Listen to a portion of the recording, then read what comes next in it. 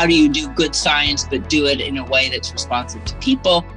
This is an incredibly exciting time for science and for making sure that the opportunities that advances in science and technology can offer actually get applied to some of the most pressing and important problems before us.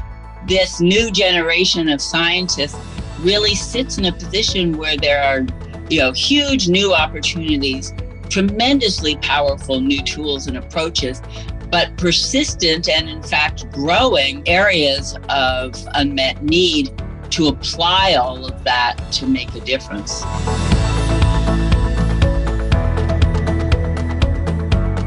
I think we could do more. I think if the public understood what the possibilities are for preventing infectious diseases, particularly in the space that I work in, I think, we'd want to do more. We'd want to put more resources into it.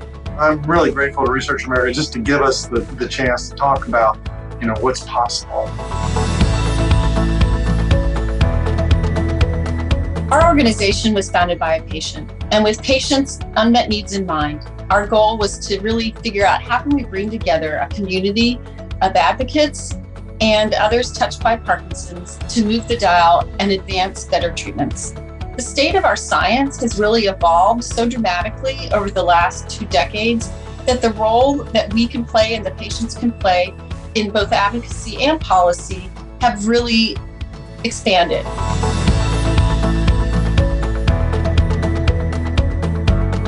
Don't give up when the long-term goal seems unattainable.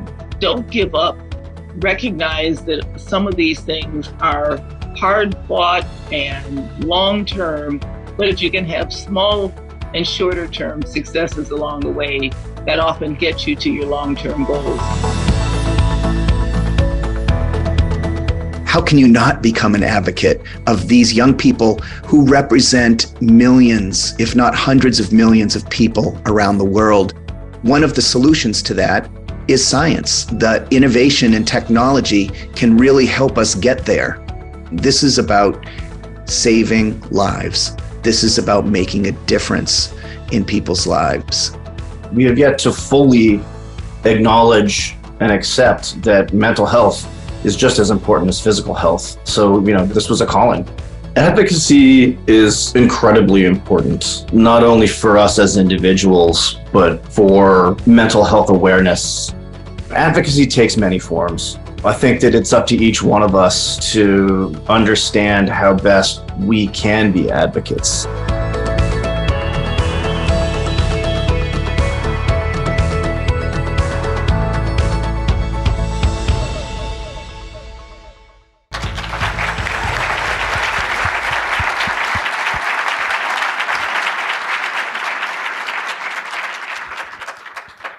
Sudip, thanks very much, and congratulations to you.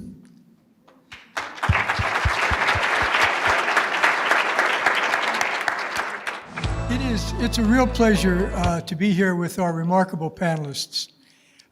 They each have had remarkable and extraordinary achievements in communicating science communication with respect to public health and research and so many related topics. And we're going to have a round-robin discussion. Everybody speak up whenever you want to.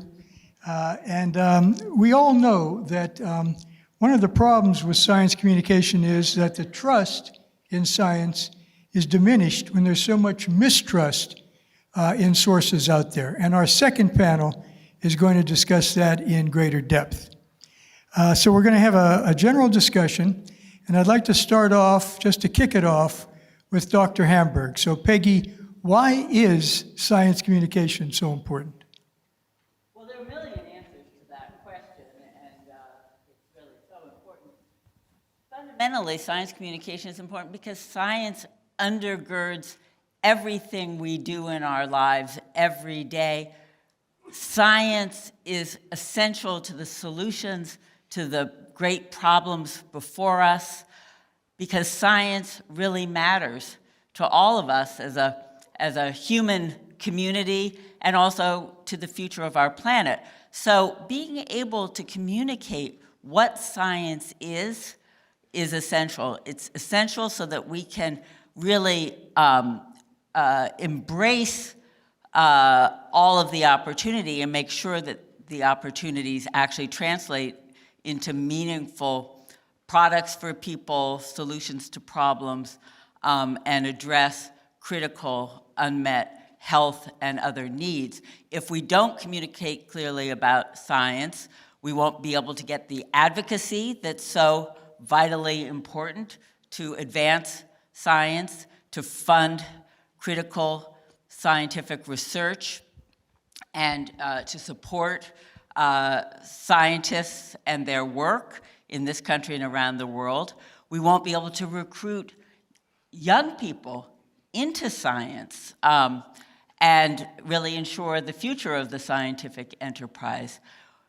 If we don't communicate well about science also, we will miss the opportunity to really be able to engage people in their daily lives in important ways that matter, as we've learned, in terms of them being able to help improve their own health and well-being and the health of their communities, and of course, in response to a crisis, gaps in understanding about science, how science is done, the iterative nature of science, and also the value that science brings can undermine our ability to respond to a crisis. So I could go on, but just a few examples of why it's so important. You started us off really well. Debbie, earlier you were talking about all the money that you've been able to raise to put into research. And following up on what Peggy said, how do you communicate that?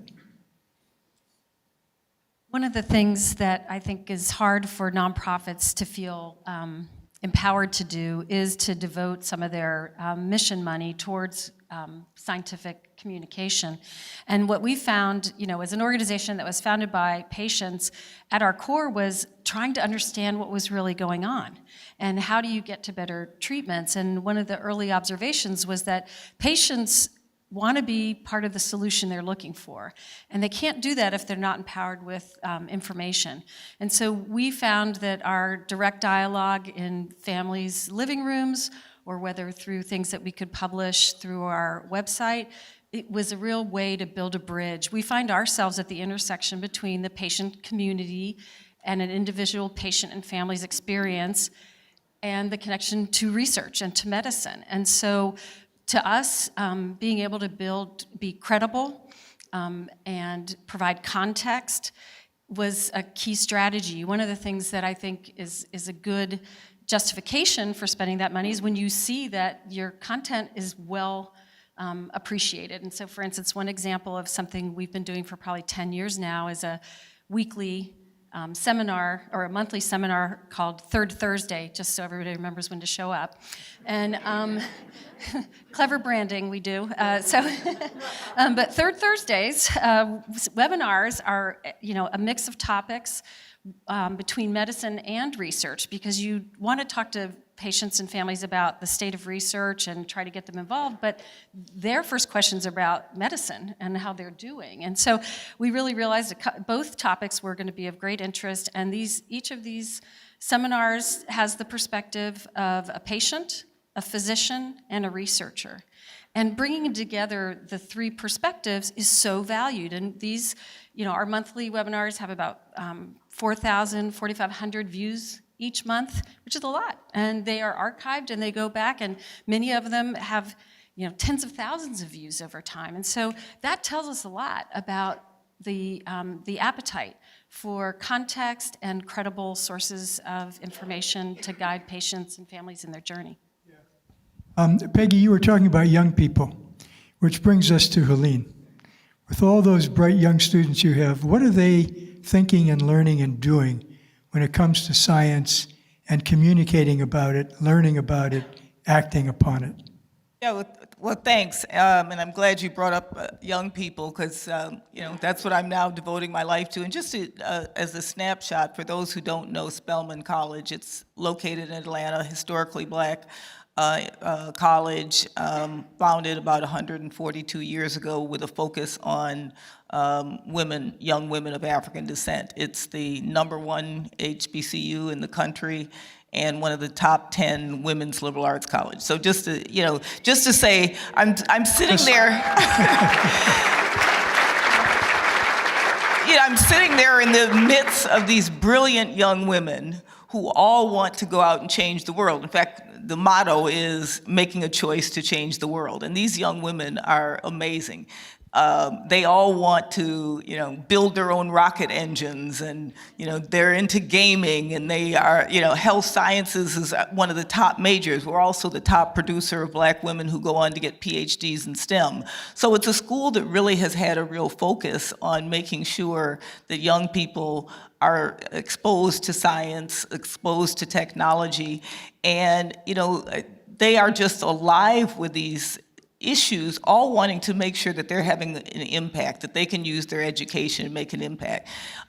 They've got all of these extracurricular activities that, to your point about communication, they've got several health-focused and technology-focused ones, and they're constantly engaging with each other on these issues. So I think they're the best communicators I have seen, and they are so enthusiastic and so alive about it. So it gives me a lot of inspiration to see this young generation thinking about, who are so technologically savvy and thinking about how they can make a difference in the world, and really focusing on how do you not just learn the information, but how do you share it, and how do they put that to use in very practical ways. So it's a great experience to be there. I think I'm getting younger all the time. I'm inspired. So one of the things those young people really understand is social media. And social media is, when we talk about communications, the elephant in the room. And so it's changed the game. How so? Has it changed it for good or for bad when it comes to really understanding, really communicating, really reaching people? Both. Both.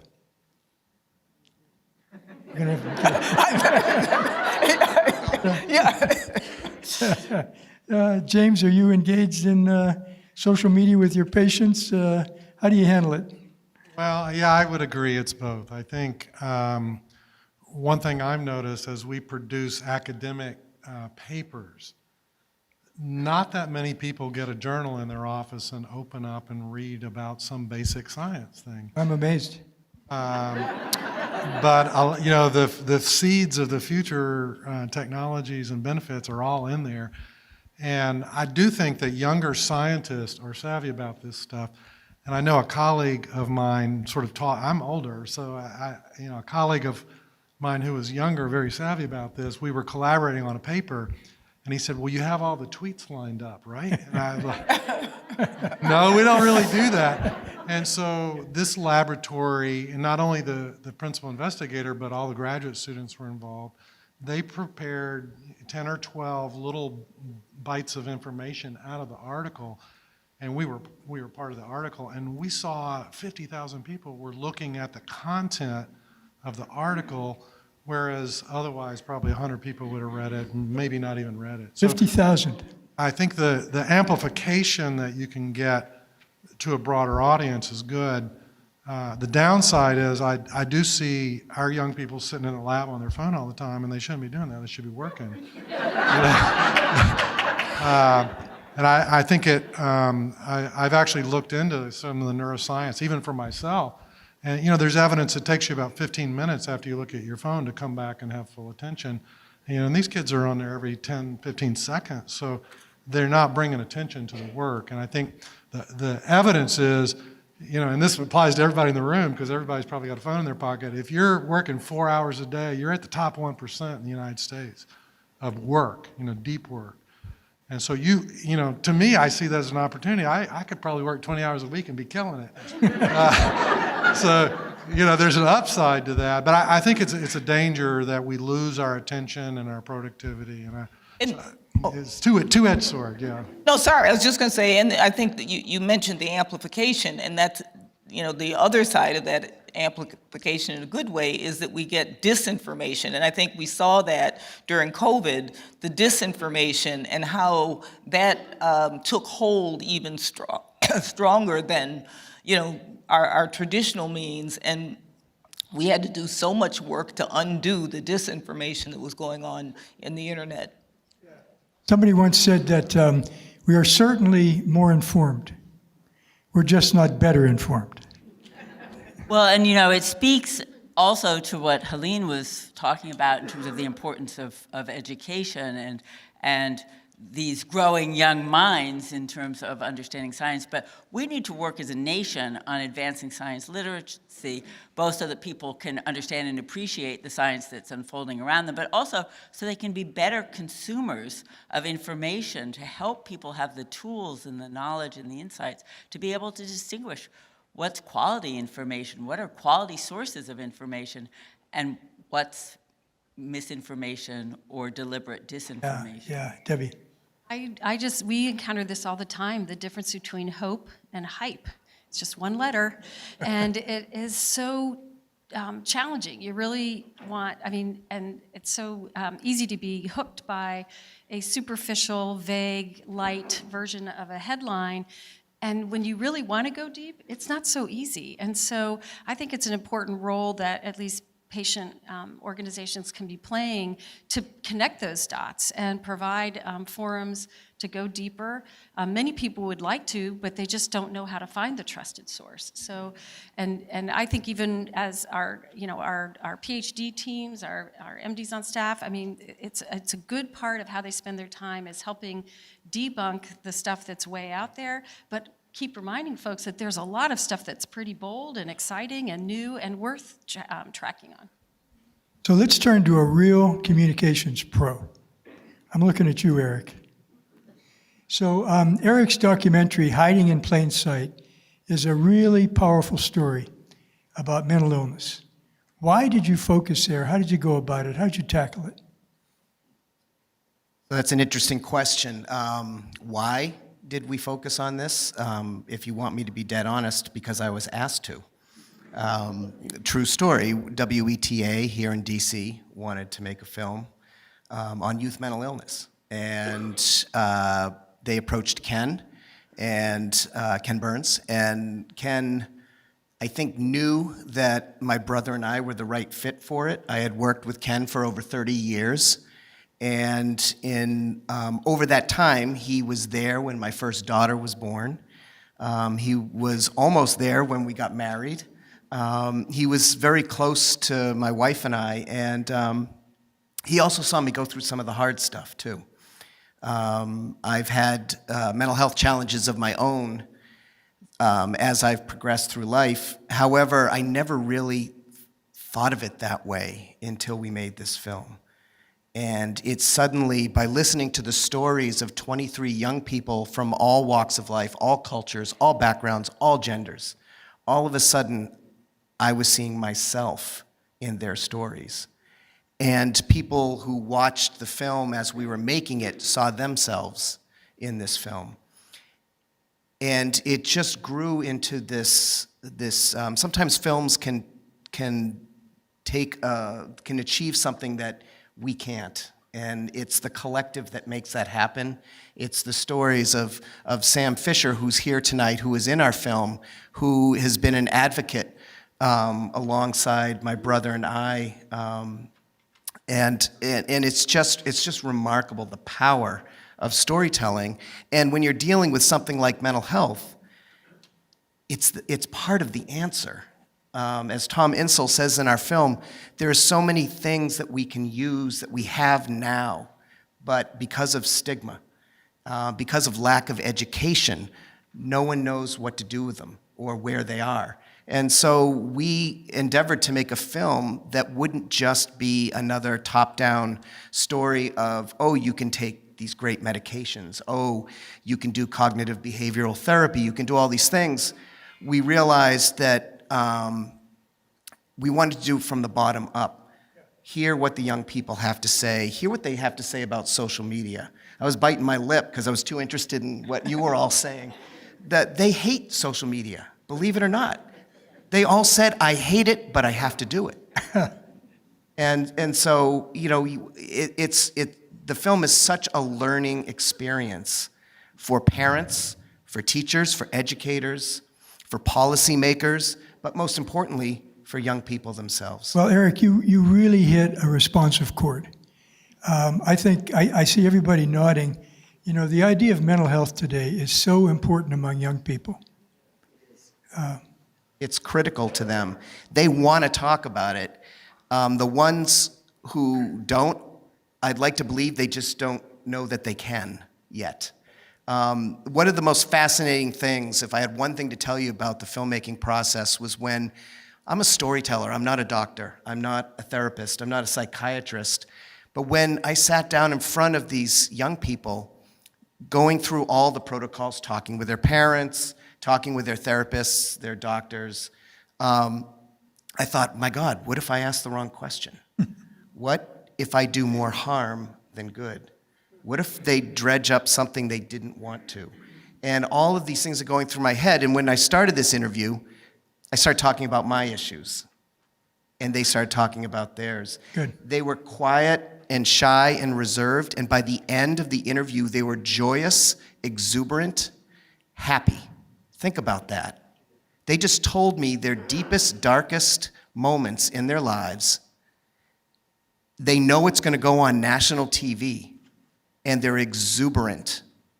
That became the premise of this film, that there's a catharsis in talking, and so that was our goal. Anybody who works in communications knows you've got to get the messages right, but you got to get the messengers right. Who are the trusted messengers in science communication? You know, it varies on the circumstance, but I think that's a really critical understanding, and that we have probably, as a scientific community, too often thought that the right messengers were the experts. The right messengers might well be the people who are known and trusted in a community, and I think it's our responsibility in the scientific community to recognize that and to engage more broadly and to make sure that we are bringing in the right thought leaders and communicators to reach the audiences that we want to reach.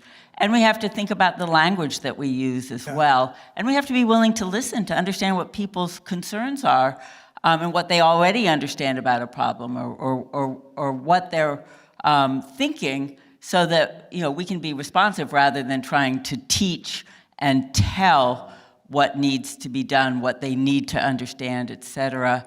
And I think, we also have to be honest as scientists, as physicians, as public health officials about what we don't know, and really try to communicate to people about what we know, how we know it, what we think, should be done, and why. And I think, there were a lot of lessons learned during COVID in that regard. Yeah. Yeah, and I would ditto and add to that. I think, and I know this is the next panel, but this whole issue of trust and trustworthiness is so critical when we think about communications, as well as making, the message, and as you said, also the messenger. And I think, thinking about the different communities and why there might be mistrust, so that we're actually being relevant and meeting people where they are. How do we not think about health communications in a vacuum? What's the system that supports that?